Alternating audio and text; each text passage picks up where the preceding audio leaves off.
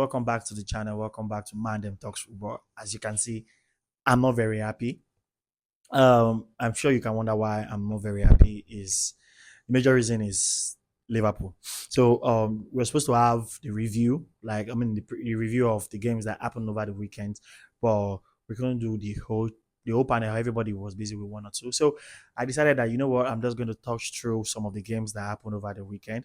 Um, Liverpool lost against Chelsea at the bridge, making it that they lost 3 games in a row. And it's the first time under Arne Slot that has ever happened in his career. So this is actually a big slump for us at the moment. So we are going through those kind of phases that are is very rare and uncommon for a team like Liverpool.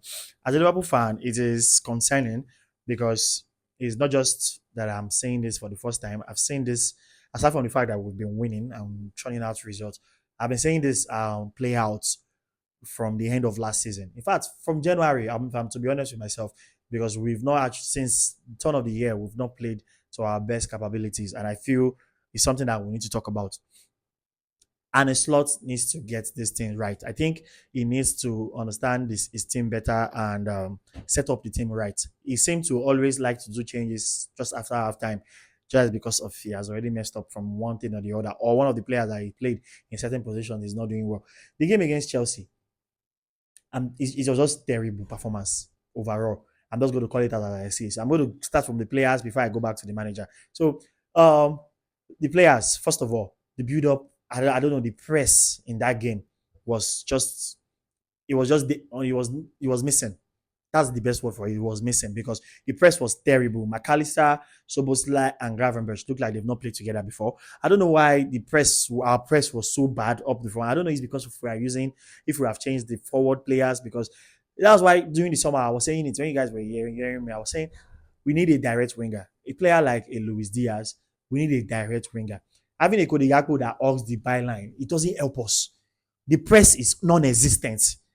And we have a center forward that is more of a off the ball center forward, like he's a striker. He's only to finish the ball. He's not like a Nunes. He's not like when we were playing Luis Diaz up front. We miss having a direct press up the front.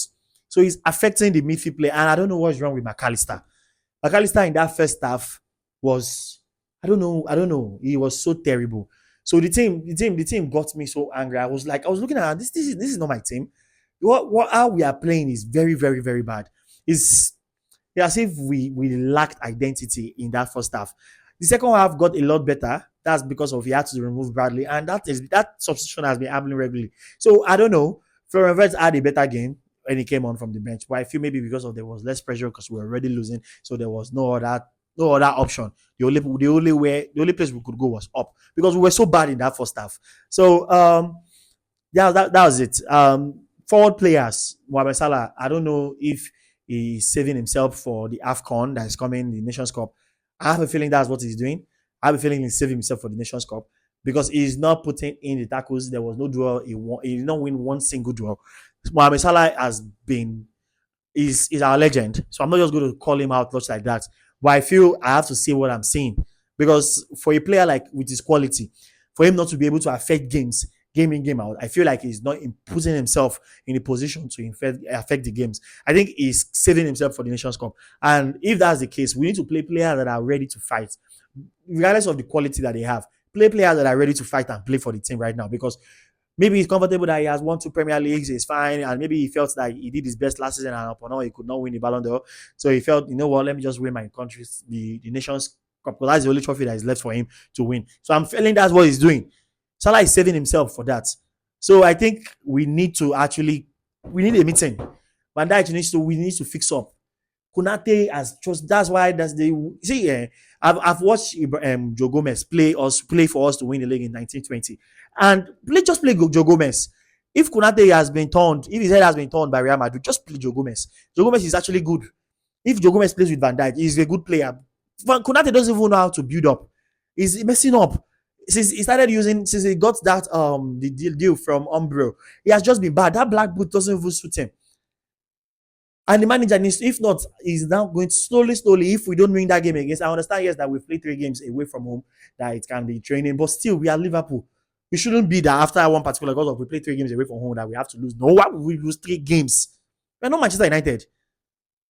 And coincidentally, now the team we are playing next is Manchester United at Anfield. So we must get a result. Manchester United have never won two. Have not won two games back to back against any team in the Premier League. So if they do that, then Arne Slot needs to be on fraud watch because that's the only thing that I can say.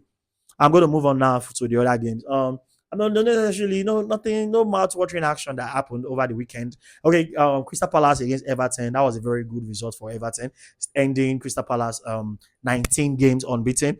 Just like Everton to destroy people's party, they love that. So that was actually a very good result for Everton. For Arsenal, they did their thing. They got the result that they wanted. It's actually a big win. They got result against Nuno Espirito Santo men. So 2-0. Yeah. Um, that takes them top of the table at the moment, which is actually a very, very, very sad sight to see. Seeing Arsenal top of the table. I know, yes, it's Arsenal, but I would rather City be top of the table than Arsenal. But if anything is to be top of the table and to be cut, it's Arsenal. So that's the only thing that I can take from it. But the top of the table is very sad. You can see my demeanor and everything is just really down, and that's because of the results for Liverpool against Chelsea. It's really hot. I'm not going to lie because it was last minute. The first 7 games we were winning last minute. All of a sudden they are now winning against me last minute. Ah, irony of life. Takes me to City. City actually got a big win. Away at Brentford at the GTEC Community Stadium. So that is actually a very big win because teams have gone to the GTEC Community Stadium and actually drop points. Big teams. Manchester United lost there last game 3-1. Chelsea had a 2-2 result over there. So it's actually a very tough ground to go on. City were able to turn out the 1-0 win. Sometimes that's what you need to just do. Get the 3 points and get out of there. And Laland kept on his form. Very impressive. That guy has been in goal scoring form. So who knows?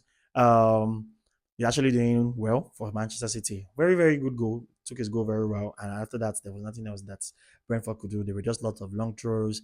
The game was just there. I'm not going to lie to you. So I'm going to move now straight up to La Liga. La Liga, I'm going to start with Barcelona, which are the game as Ramos Sanchez pitch one against Sevilla. So they lost 4-1, which was a very, very, very strange result because if you looked at that second half, you would have thought the team that would have come out with a win was Barcelona because they had at 2-1, they had penalty. Lewandowski played it off target. Then immediately after that, Rooney Badji, he also missed a clear chance one on one. So that would have already taken the result to like 3-2. Barcelona messed it up. Just after that, they scored the third goal. Then the red card came on. Then Rashford got injured. Then they scored the fourth goal. It was very terrible results, but we saw it coming. We knew that Barcelona had just been trying to turn results around in the second half, and Sevilla have been. That stadium is not a very easy stadium to play at. Um, but they got the results, which was a very big result for Sevilla, but a bad one for Barcelona because they have their Clasico coming. And if they were to lose their Clasico, it means that they would be like more points behind Real Madrid, who got the result against Villarreal. Yeah, so it was a very good reign for Real Madrid. Kylian Mbappe kept on scoring again. Now he has 14 goals in 9 games. So Mbappe is actually doing so well this season. Vinicius also scored, I think he scored a brace. So Madrid won. Very good result because it takes them back to the top of La Liga.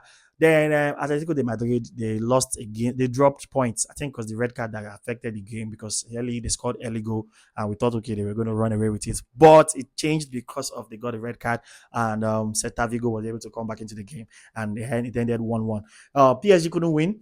They drew against Lille. So I feel the weekend in general was good. The only sad part about it was my team dropping points. So which is a very sad one in general because you can see it affected the energy that I usually come here with. But not the same. It's international break. It's very good for us at the moment because we needed to stop playing football and go back to the training pitch.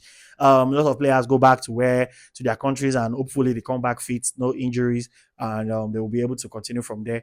I think that's just basically it. I've been able to cover most of the important games that we had over the weekend. Apart from the Bundesliga, which we don't really talk about so much, but soon we'll try to incorporate it into our videos. Prosper is going to be having another video, especially just to talk about Barcelona and what he thinks is wrong. If he thinks just because of the injury and what he thinks is wrong with Lamine Yamal, the only good player that Barcelona can say that they have right now up front, aside because Ferran Torres has not been doing well. Ferran has been playing bad. He has been scoring. Yes, he's Barcelona top goal scorer, but he has not been playing well overall. So because Rashford has been the only outlet that they've had. Rooney is still a child, and Lamine Yamal has something that has got into his head. I said at the beginning of season that this guy needs to calm down, but Now he's having injuries. The number 10 is not a joking number. If you take that number in Barcelona, you are going to hear what.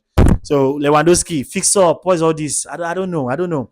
Let we I don't know. I think Barcelona needs to take him off penalties because I've seen Lewandowski miss so much penalties. I think he has missed over six that I've watched. His up and jump style is